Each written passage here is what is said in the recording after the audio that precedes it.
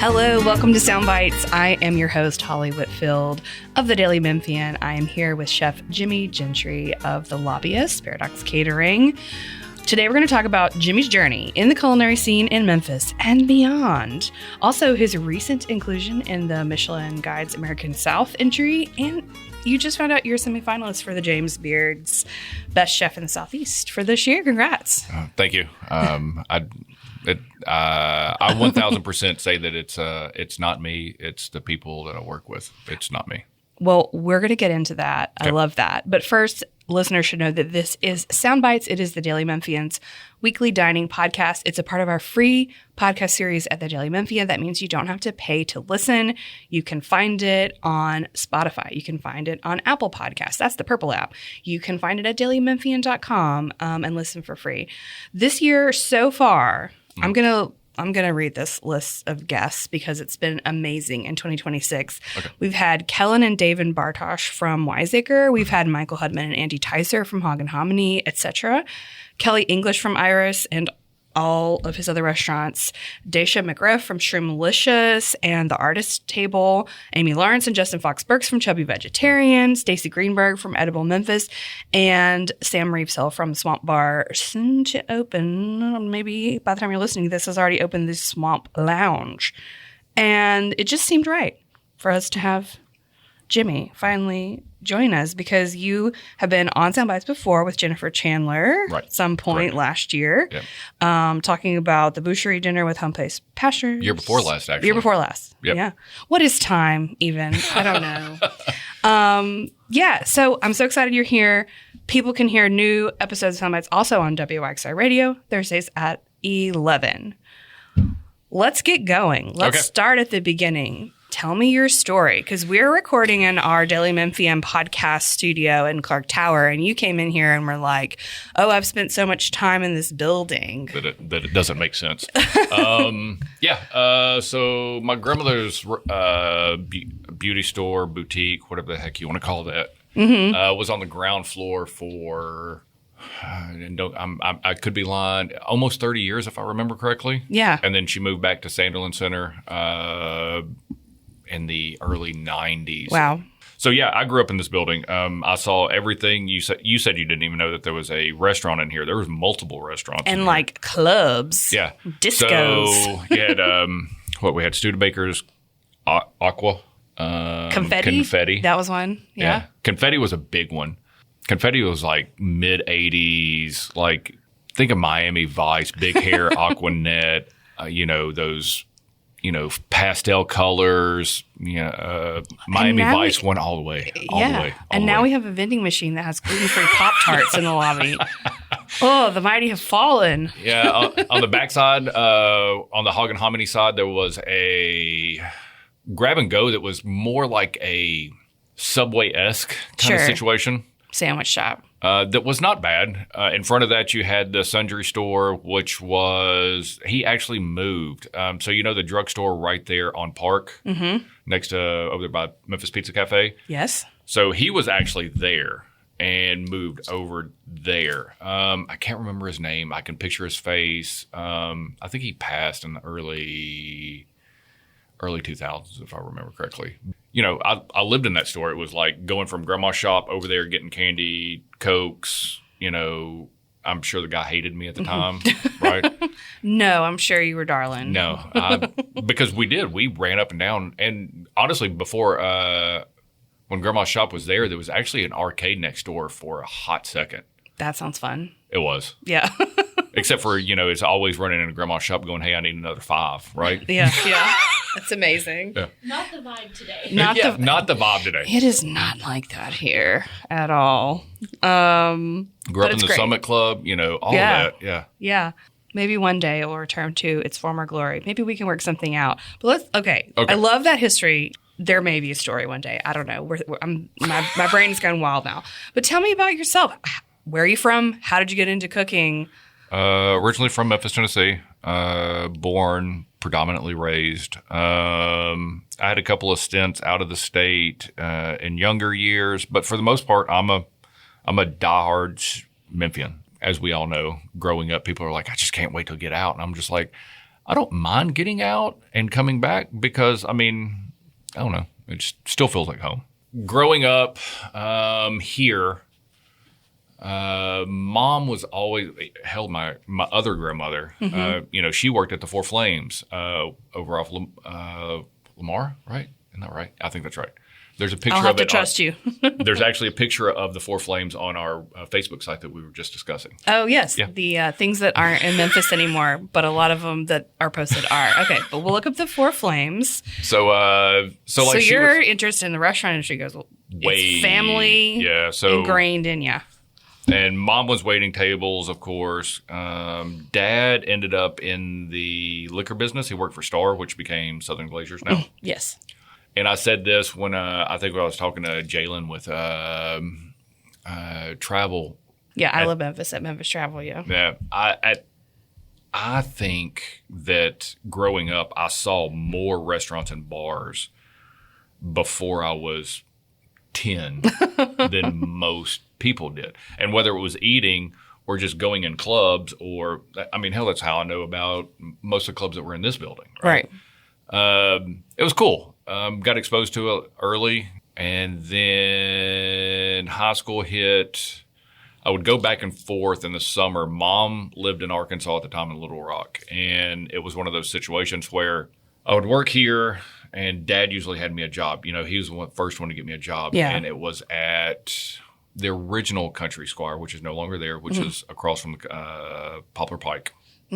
Or Forest Hill Grill now, sorry. Yes, Forest Hill, okay. So they tore that down, built that strip center over there because literally the road was going, when they expanded the road, it was going to butt right up to the building. I worked in the original, busboy, whatever, made great money. And, you know, as a 8th grader. Yeah. Wow. You know, bringing home a $200, $300, $400 check every couple of weeks is pretty solid. That's right? nice. Yeah. That's good. Yeah. That's good stuff right there. Yeah. It made you very popular when you had that much money rolling around, right? Because you're the one that's buying everybody's pizzas and the snacks at lunchtime, right? Yes, yes. And that's how you fell in love with the restaurant industry. It is. The money and glory. Well, I guess so. Yeah, I guess it does. Yeah, I guess it does relate that way too. But I'm joking. No, seriously. Yeah, the money situation was super solid, and you know, I kept on finding myself in positions where I was slightly ahead of myself in skill, but I just did what the hell I had to do to make to be better at that job than the guy that was there before me. Left from the Country Squire. I did a stint in barbecue restaurants here in town. High school, I worked at Ruth's Chris in town. Nice. I finally went there for the first time a few weeks ago. The original one I like a lot on the backside over here. You know, it's a replica of a Frank Lloyd Wright house. I don't know if you knew that. But the same people that built that, Swiss Manor Incorporated, I can't remember how the hell it was worded, but that building where Mesquite Chop House is, that was theirs back in the day. So they had 2 spots. Yeah. So the original restaurant that was there was called something Harvest. I can't remember what the hell it was. But that whole back of the restaurant's all one glass, right? And each one of them, the way that they had built the restaurant was there was always something blooming out back. Right. Way too far ahead of its time. Too far. Yeah. People did. And no offense, at that point, Germantown was – nobody and their grandmother would ever put a restaurant in Germantown for the simple fact that the mortgages were too high, right? Nobody went out to eat, right? Everybody stayed home. House poor. Got it. I mean, maybe we're back there. I don't know. So, okay, you had a stint at Ruth's Chris. Yep. Whenever I'd go to Arkansas, Mom would always have me a job. You know, worked at a Mexican joint, worked in a cafe. And I think that was the first time I ever had to wash dishes when Mom got me the job at the cafe, because I would come in, help prep, bus in the during shift, and it was like a skeleton crew in this place, right? So it would literally be the cooks and all the servers would just throw all their crap on the dish table. And then at the end of the shift, somebody stayed and cleaned all the dishes from the entire lunch shift. It sounds like a thing where everybody like puts their finger on their nose and like you're always the last one, so you're washing the dishes. So like for like the first month I was there, I never knew that was part of my gig, right? Because apparently somebody else in the kitchen wanted extra money, and that's what they gave them to them. Got it. And then all of a sudden, the kitchen manager, chef guy walks up to me and goes, "Hey, Johnny's not doing dishes anymore, so it's yours." And I'm like, "What are you talking about?" Right? I didn't know this was my gig. And he's like, "Yeah, this is yours." And I'm like, "Oh, okay, cool." So like for 2-3 hours after lunch service was over every day, stood back there and just knocked out all those damn glass. I'm just got good at it. And, I still enjoy going back and washing dishes. I used to say I was the highest paid dishwasher, but I don't necessarily get paid anymore, so it's not necessarily the case. I would do that. Came back to Memphis. I worked, so where... what is it? Bluefin is now downtown. Yes, Bluefin was. So that was Bluefin was awesome. The original place in that space was called Ciao Baby Cucina. Opened that. I think it was open for maybe 2 years, 3 years. Peabody Place was just building, right? So I remember them pouring the concrete for what is Peabody Place. That is my first experience in Italian, Mediterranean, Spanish, that whole Mediterranean kind of vibe. Started off as a server because it was good money, and man, was it good money. Yeah. And then somehow somebody found out that I cooked, and it was like, "Hey, do you want to work the line? Hey, do you want to be sous chef?" Now I'm stuck. Yeah. Right? Is that when you were like, okay, this is what I'm going to do? Yeah, because For my life, for my job. Not necessarily my life, but at some point, I realized that I was, I guess I was 20-ish, and I was making way more money than anybody I knew because all of them were in school, right? Even the ones that were doing server gigs. And I was like, I can make decent money at this. Let's go. Let's do it. So after I realized that I could make decent money at it, I said, if I'm going to do it, I need to get a piece of paper behind me, because at least a piece of paper at some point, if I ever have to fall back on not doing the independent, blah, blah, blah, and I have to go institutional, it's easier. Like a corporate restaurant, chain restaurant. Yeah. It's easier for you to fall into that. I did work at one corporate place, Cozy Mills. No, it was right here on the edge. Where... like when you're getting to Kirby and Poplar, right before you get there. You know where Pimento's was right there? Yeah. It was Cozy Mills and then like Bob Evans and something else. Stunning. But Stunning. It was... I'd never seen a place that had that much prep in my entire life. Really? Crazy. Like if you worked lunch shift, you prep lunch, you worked lunch, and then you had to prep everything for dinner. Like dinner guys walked in. I'm like, these guys have it made. Like they just have to clean up and get the hell out. Anyway, so I figured I'd do the culinary school thing. I took a trip out to Johnson & Wales in Charleston and liked it. Town was cool. Yeah. I've heard great things. I've never been. The restaurant seemed solid. I used to always say when I came back that take all the restaurants in the city of Memphis and put it in like a 1 square mile radius. You're forced to be better. Yes. Like there's a hawker in front of every business for a reason. And there were some solid restaurants. Some of the chefs are still there. A lot of them have come and gone. But, it was a great experience. I couldn't afford to work in a kitchen when I lived there because, man, an average cook, there was people working at nice restaurants, making maybe $12 an hour. Just the competition, the desire to get the experience saying you work there. Well, not only that, but there was 3 culinary schools in the town, plus 2 colleges. And it was just like saturation. Like yes. You walk out the door and there's 5 there waiting for you. So I ended up working at one Spanish place for a hot second. True Spanish, all tapas, paella, probably the worst paella experience I've ever had in my life. Yeah. So you took all this. Yeah. All this learning experience, and you come back to Memphis. Came back. And what's the first thing you do? Or second thing? I worked I kind of took over where Southern Social. Yeah. So the original place was Three Oaks Grill. Yes. Which was the Paulette's people. Yes. A lot of people I feel like a lot of people I've talked to kind of cut their teeth there at the Three Oaks Grill. So the funny thing is Ben Smith, the signature dish at Three Oaks was a version of what he became famous for in Memphis, which is the sea bass, right? S9E8, yeah. Uh-huh. So his at Three Oaks, and I didn't realize this till afterwards that he helped him, but it was like a ginger crusted salmon, soy blanc, and I can't remember what the rice was, but there was some kind of starch underneath it. But it's this, and one piece of cilantro right on top. Yeah. And I'm like, this is Ben's dish, but dumbed down. Mm-hmm. Yeah.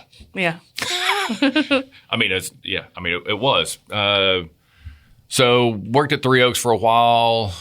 Don was always a really good numbers person. And I think that's where I picked up that portion of it. Mm-hmm. Left there, went and worked for my dad, a.k.a. Erling. I was there for a couple of years. Yes. And then, as we all do, we had a family disagreement, and I left. I wasn't gone long. I think I was only gone like 6 months. And then I get this random phone call. Do you want to damn come back to work? And I'm like, what do you mean? Well, what are you doing? And I'm just like, nothing really. He goes, don't you want to damn come back? And I'm like, I could. What do you want me to do? And, from there I stayed there after that. I was there for another 5 years. Yeah. And looking back, I know what he was trying to do. But at the time, I don't think my head was where I needed to be. We had a solid team. It was me, the pastry chef was Ron Luttrell. He's now a instructor for CIA in Cali. Ron at the time was doing by far the best desserts in the city, and I would still say that by far he still has accomplished that. Yeah. Franck is a different style of desserts. I liked Ryan, and nothing against Franck. Franck is very French, and he goes down that classical route, and there's always a place for that. The thing that I always enjoyed about Ryan was it was not always one, right? There was a play, and that's where I play at in my food as well. So it made sense. There was one thing that I still steal it every once in a while. He called it a lemon lime tasting, and this is early 90s. And there was always some kind of trio or tasting or sampler. Everybody's trying to find some type of random thing saying that you're going to get more than one. All right. Hell, Flight was born out of that entire scenario. Right. So it was a lemon shortbread cookie. He and I came up with this lemon zest. It was peel 8 million lemons, lemon juice. We made some kind of a simple syrup kind of gig, black pepper, and that compote was on the base of the plate. Oh, with vanilla. And then had all that cooked lemon zest was on the bottom, the shortbread cookie, and then a lemon ice box. So it was basically we took lemon curd and almost like whipped cream, folded it together, froze it. Lemon icebox. Love it. Sounds Yeah. really good. I bet people loved it. Yeah. And then Don't it was crazy a lemon thyme truffles on the top. And then he made these key lime little frozen custards that sat on the corners of the plate. It was a perfect dish. There's enough. Sounds really good. There's enough acidity all the way around, but there's enough fat, and there's temperature differences and things of that nature. And playing with people like him along the way is kind of where my headspace always stayed. Was it doesn't have to be meat and 2 veg and a freaking starch, right? Yeah. You can think out of the box. And everybody, still to this day is that needs a starch, mainly on the catering side, not necessarily on the restaurant side. Well, this needs a starch. And I'm like, no, it doesn't. The dish is fine the way that it is. But if you want me to put one on there, I will. But yeah. Yeah, this is your composition. So you go from that, you're absorbing all of these approaches. And then I go to the casino. Yeah. What did you learn at the casino? I will be honest with you. I never knew there's so many things that you could buy. It was crazy to me. I'd never ready-made stuff. I never knew 98% of that shit ever existed in my entire life. Mm-hmm. And the way that they would make demi-glaze and things of that nature, I'm just like, I don't understand. And watching the volume, and since I was higher up, I would always have to go do plate ups for big convention things. There was not necessarily a staff for all of that. So it'd be like all the chefs from all the restaurants or all the blah, blah, blah. And we just stand out there and bang out 350 plated. So I started at what was the Grand, which later became Harris. Mm-hmm. Ran their quote unquote steakhouse. Wasn't necessarily a steakhouse, but it was what it was. And we served a lot of meat, don't get me wrong. But, as I was there, chef basically told me that the only thing I had to do was just make good food. He didn't care about anything else. And that's kind of nice. Yeah. And at that point, you got to think, this is when the casinos are all making money. Yes. So there was not a budgetary necessity that I had to meet or, so, I got to the point to where I would set up sushi on the weekends or do this or do that. And specials, I just kept on making it more and more of what I would want to see in a restaurant, not necessarily a quote unquote casino restaurant. Yeah. So I was there, ran that place for about a year. We got a couple of awards, Dorona, all that kind of good stuff. Had an opportunity to go to Vegas, went out to Vegas with chef at one point, and we had a great time. Yeah. And I realized that if I went there and stayed there, I would probably die. Stayed here. They gave me a promotion technically I was over 3 of the casinos. And I was a problem solver. That's all it was. That's not relatable in any way. It's like, I don't have this here. I'm short here. Yes. I need this from there. I mean, all the normal things that you would see in one restaurant, except there's 15. Yeah. And this is why you don't watch The Bear. Yeah. Yeah. And then of course they gave you a cell phone, and you're like, yeah, I got a cell phone. And then you're like, I'm going to throw this in the river. And you're just like, oh, there's nobody on room service tonight. And I'm like, well, okay. I guess I'm on room service. I was like, you better go pull somebody off the buffet and tell them that they're on room service tonight. Yeah. And, just stupid little stuff like that. Stayed there. I had a good time. I still to this day tell people that going to restaurants, you may not necessarily learn exactly what you want, but you learn something, right? Whether it's the right way to do this one sauce or the way that you would never, ever do this ever again in your entire life. There's a learning experience on both sides.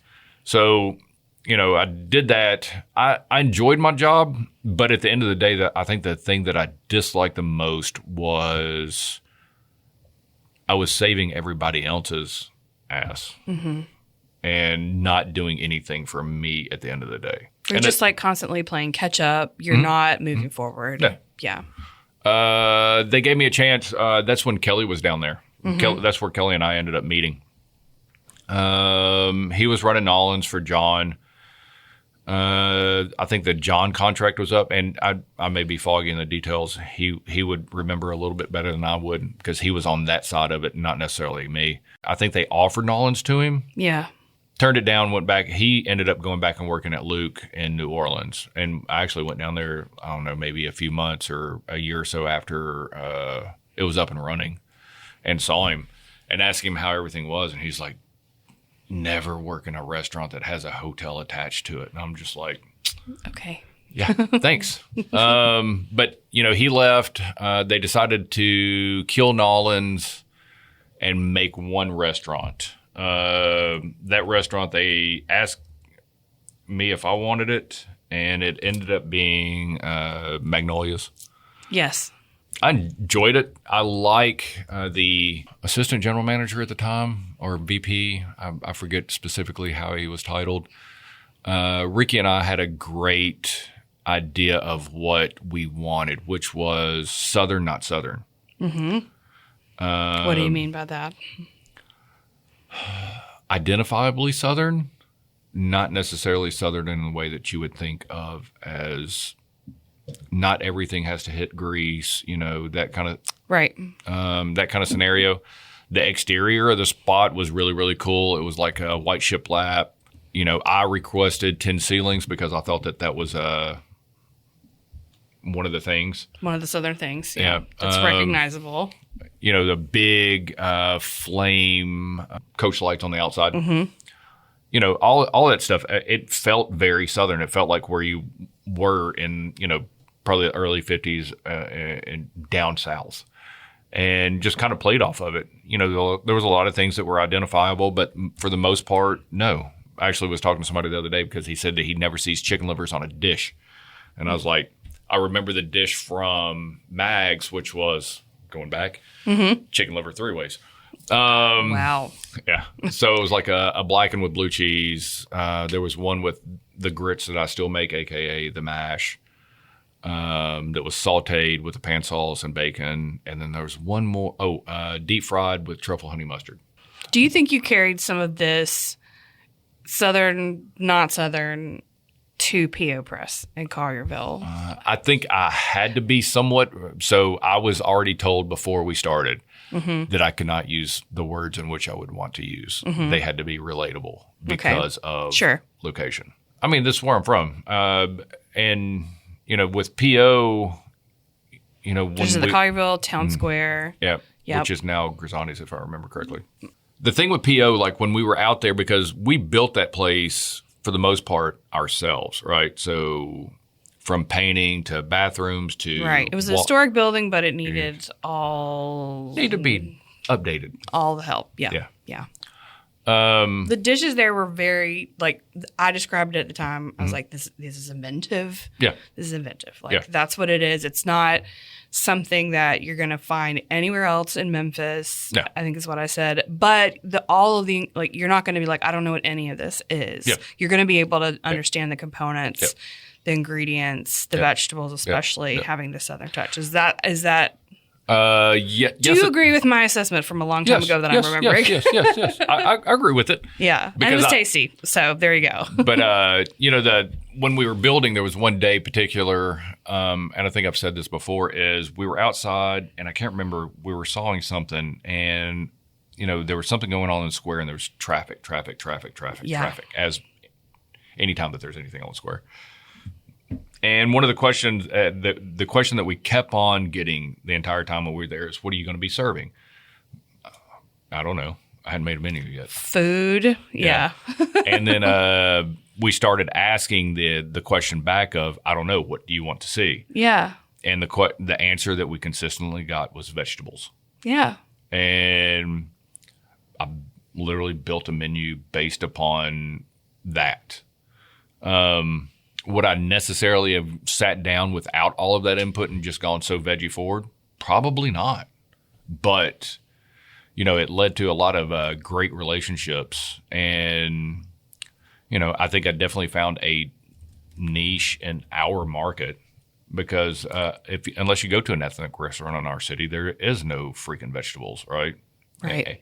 Or vegetables that shine. Vegetables that shine. That was it. It was like we're giving attention to these things that are usually, with a couple of exceptions here and there, they're usually relegated to the side dish. Yeah. I literally had a guy last night tell me that unless you're out west, there's nobody else around that treats a vegetable as a star. Yes. And I do think that we do well on that. Clearly. We're going to pause the conversation here and let you know that we'll continue talking a lot more in part 2 next week with Jimmy about P.O. Press Restaurant, the Lobbyist Restaurant, and Chef Jimmy Gentry's views on owning a business in downtown Memphis and the challenges of that over the last few years. This has been part 1 again, so part 2 will publish through our podcast feeds on Spotify, Apple Podcasts next week, or you can listen on WYXR Radio 11 a.m. Thursdays. We hope you've been enjoying these 2-part episodes with chefs in Memphis on Soundbites. Drop me, Holly Whitfield, a line and let us know how you're feeling about that. That is all the time we have to be continued next week in part 2. Bye.